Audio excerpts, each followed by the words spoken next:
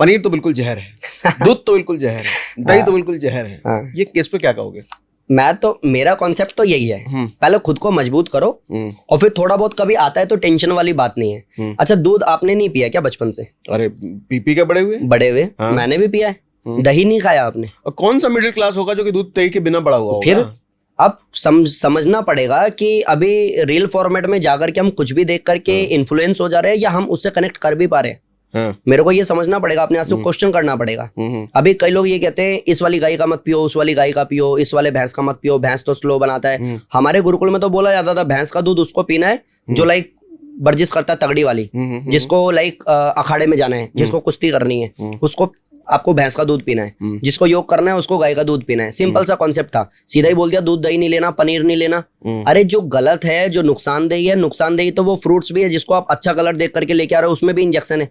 Synthetic colour तो उसमें भी है, जो सांस आप ले रहे हो उसमें भी पॉल्यूशन है, उसमें भी डस्ट है। तो आप क्या क्या बंद करोगे? आप खुद की मजबूती की बात क्यों नहीं कर रहे? आप सामने वाले को ये क्यों नहीं कह रहे कि बेटा सुन, डेली 1 घंटा जब तक शरीर से पसीना पानी की तरह ना बह जाए ना, ऑफिस मत जाइयो। तू कर दिखा जरा तेरे को कौन सा नुकसान हो रहा है।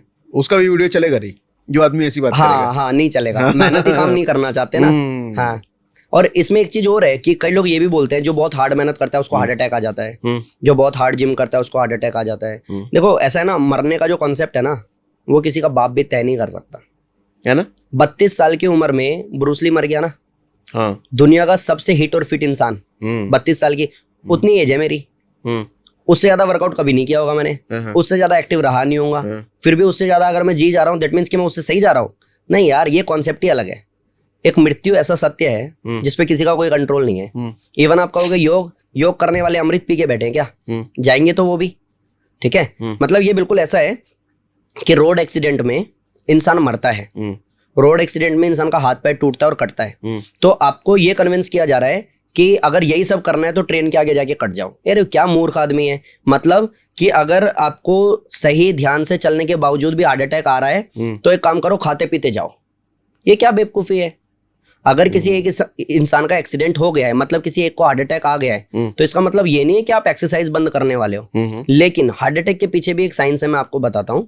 जिनका बॉडी बहुत ज्यादा स्टिफ हो जाता है ना, जो स्टेरॉइड्स लेते हैं, जो गलत डायरेक्शन में जाते हैं, जो शॉर्टकट मारते हैं, जिनका बॉडी बिल्कुल इतना ज्यादा हार्ड हो जाता है कि बॉडी में ब्लड फ्लो ही प्रॉपर नहीं हो रहा, उन लोगों के साथ कॉम्प्लिकेशंस ज्यादा है। क्यों? कि हार्ट को काम दिया गया है ब्लड फ्लो करने का, ठीक है, और अब इतना मजबूत हो गया है शरीर की प्रॉपर ब्लड फ्लो हो ही नहीं रहा। दैट मींस कि हार्ट ओवर टाइम कर रहा है। कितने दिन काम कराओगे अपने एम्प्लॉय से ओवर टाइम? एक दिन तो वो कहेगा सर मैं जॉब छोड़ रहा हूँ, मेरे बस की नहीं है। ऐसे ही हार्ट काम करता है। और इसलिए योग जरूरी है क्योंकि योग से बॉडी फ्लेक्सिबल होता है। अब ब्लड का सर्कुलेशन इजी हो जाता है। हाँ, फ्लेक्सिबल बॉडी में ब्लड फ्लो इजी हो जाता है। अब इस वजह से आपका हार्ट हेल्दी रहता है, तो इसीलिए योग जरूरी है। बट फिर भी क्वेश्चन मार्क वही, तो फिर क्या मरेगा नहीं? सब मरेंगे, नंबर सबका आएगा।